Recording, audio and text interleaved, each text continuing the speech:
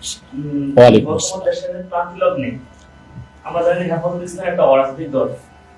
তো ইসলামিক যে চাওয়া-পাওয়াগুলো, আমাদের হেফাজত ইসলামের চাওয়া-পাওয়াগুলো মানে স্বার্থ হাসিল করার জন্য কি কোনো রাজনৈতিক শাখা খোলা প্রয়োজন মনে করেন কিনা?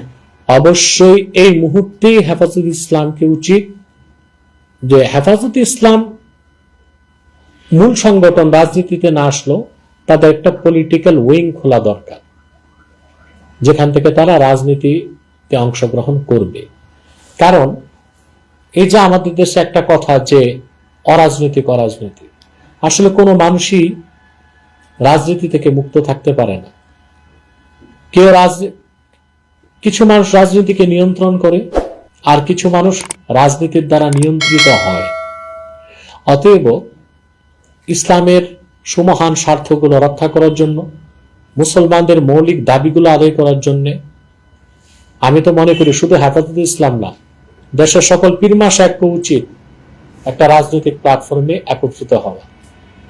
পীর মাশায়েখরা যদিও বা রাজনীতিতে যাবে না, কিন্তু তাদের প্রতিনিধিরা রাজনীতিতে অংশগ্রহণ করবে।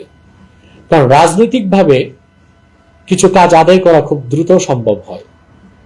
কিংবা দেখা যেতে পারে এমন একটা সময় আসবে যে আমাদের কথাগুলো, আলেম ওলামা পীর মাশায়েখদের কথাগুলো, ইসলামপন্থীদের কথাগুলো বলার মতো কোনো লোকই থাকবে না জাতীয় সংসদে। তা আমাদের কথাগুলো বলবে কে? অতএব সেজন্য আমি খেলাফায় বিশ্বাসী কট্টরভাবে।